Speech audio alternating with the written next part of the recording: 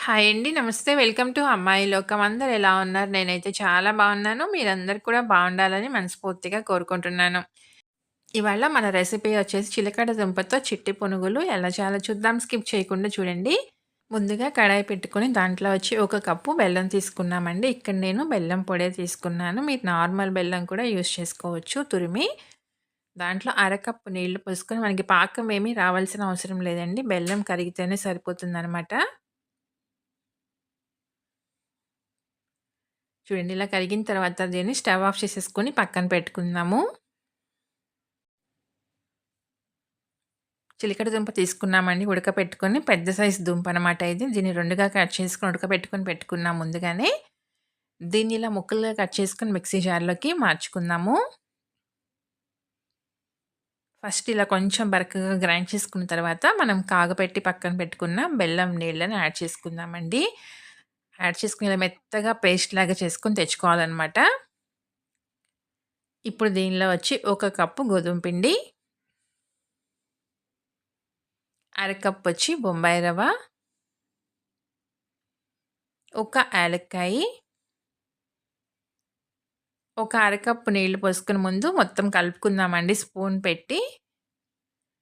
ఇలా కిందకి పైకి కలుపుకున్నామనుకోండి, తర్వాత మనకి కింద ఉండలేమి లేకుండా పిండి పిండిగా లేకుండా చక్కగా మంచిగా కలుస్తుందనమాట. మిగతా అరకప్పు నీళ్లు కూడా పోసేసుకొని మొత్తం ఒకసారి కలుపుకొని దీన్ని మెత్తగా గ్రైండ్ చేసుకొచ్చుకుందాము. మొత్తం ఒక కప్పు నీళ్ళైతే యాడ్ చేసుకున్నామండి.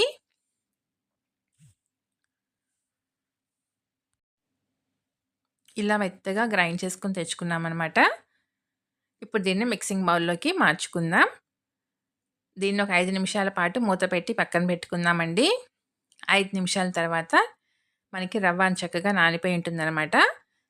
ఒక టీ స్పూన్ వచ్చి నువ్వులు తీసుకున్నాము. ఒక టీ స్పూన్ నెయ్యి, అరకప్పు దాకా వచ్చి తురిమిన పచ్చి కొబ్బరి తీసుకున్నామండి. మొత్తం మంచిగా కలిపేసుకుందాము.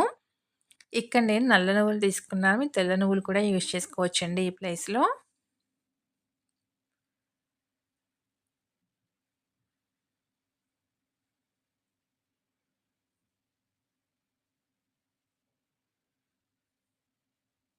తర్వాత దీనిలో ఒక టేబుల్ స్పూన్ బియ్యం పిండి వేసుకుందాము.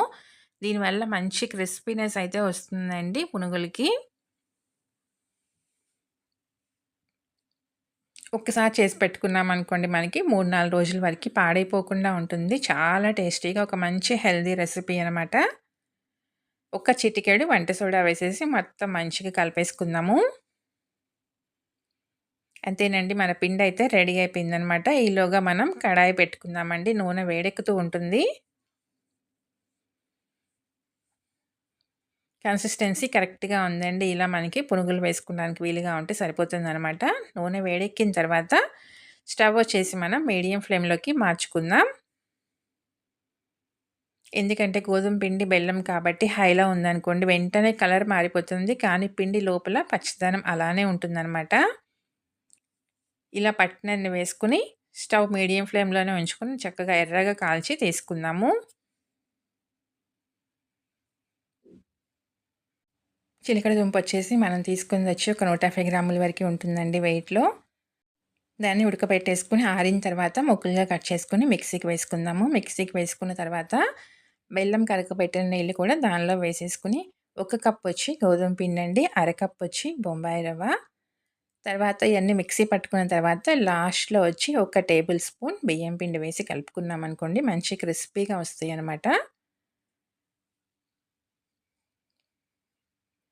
4, 5 రోజుల వరకి పాడైపోకుండా ఉంటాయండి. చాలా అంటే చాలా టేస్టీగా ఉంటాయి.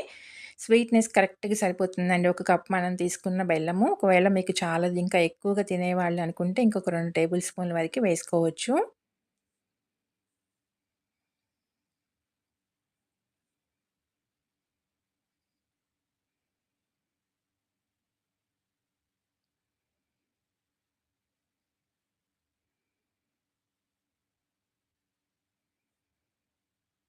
చూసారు కదా! చక్కగా వేగిపోయినాయండి. ఇంకా తీసేసుకుందాము.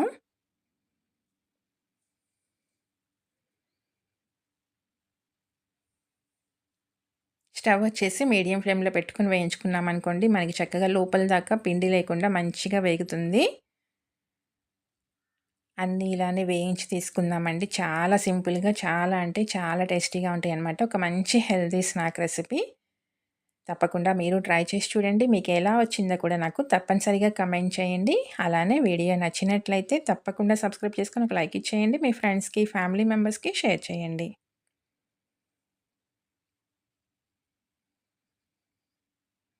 ఒకటి ఓపెన్ చేసి చూద్దాము. పైన క్రిస్పీగా, లోపల సాఫ్ట్‌గా చాలా అంటే చాలా బావుంటుందండి. తప్పకుండా ట్రై చేసి చూడండి. ఈరోజు రెసిపీ అయితే ఇంతేనండి. రేపు ఇంకో కొత్త రెసిపీతో మీ ముందుకొచ్చేస్తాను. Thank you for watching.